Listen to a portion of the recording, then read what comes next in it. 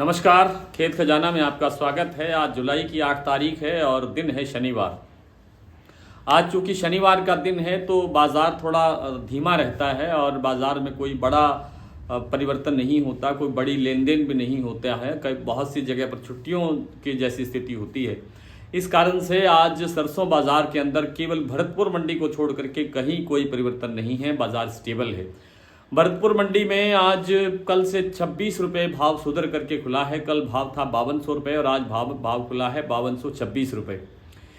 लेकिन जो दूसरी मंडियां हैं, चाहे वो दिल्ली चरखी दादरी लाइन है, टोंक निवाई लाइन है, या अलवर खैरथल लाइन है, या आपकी जयपुर लाइन है, इन सभी पर भाव कल वाले ही हैं। यानी कल जो भाव था उसी भाव पर आज कारोबार हो रहा है, स्टेबल है। लेकिन आज आवक जो है वो करीब करीब 1 लाख बोरी कम हुई है। अगर देश की भर की टोटल आवक देखें तो कल 5 लाख बोरी की आवक थी और आज 4 लाख बोरी की आवक रह गई है, क्योंकि घटे भाव पर कोई भी व्यक्ति बिकवाली नहीं करना चाहता, चाहे वो किसान है, चाहे वो छोटा व्यापारी है, या चाहे वो कोई और किसी तरह का कारोबार करने वाला है। इसलिए और वैसे भी आज जो जैसा मैंने बताया कि खाद्य तेलों का जो बाज़ार है वो भी लगभग स्टेबल ही है। कहीं कहीं थोड़ी बहुत गिरावट है, हल्की फुल्की, लेकिन कोई बड़ा परिवर्तन विशेष नहीं है।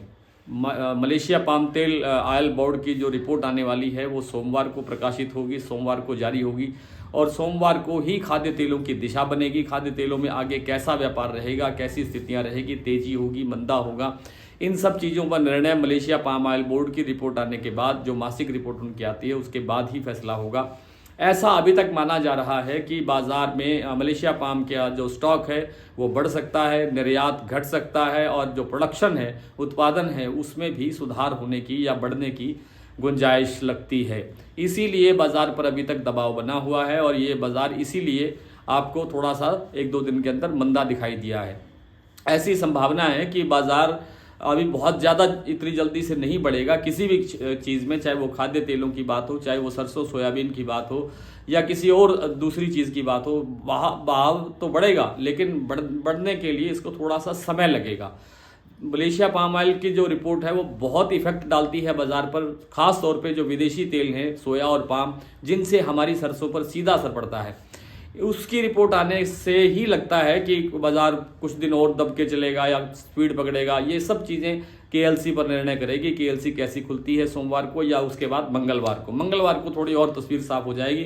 वैसे हम सोमवार की वीडियो में आपसे कुछ और तस्वीर क्लियर करने का प्रयास करेंगे, ताकि सरसों का जो बाज़ार है वो आगे किस तरह बढ़ता हुआ दिखाई दे सकता है, इस पर विस्तृत आपको जानकारी दी जा सके।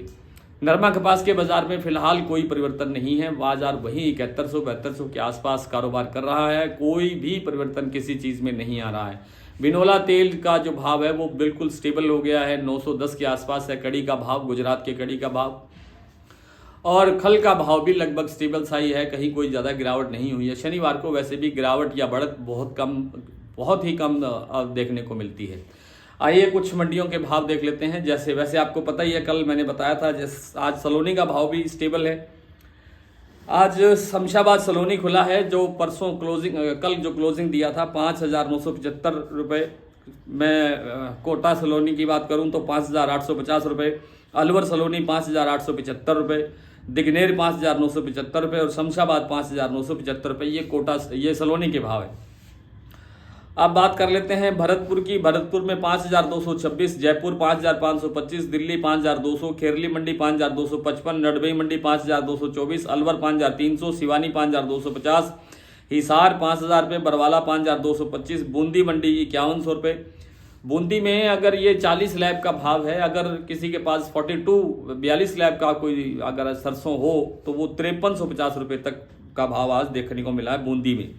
गंगापुर 5175, बारा मंडी 5475, सिरसा 4951, हिंडौन मंडी 5290, गंगानगर 5146, आदमपुर 5053, एलनाबाद में 5180 का भाव रहा सरसों का। आज इतना ही। कल आपसे फिर मुलाकात होगी, तब तक के लिए नमस्कार।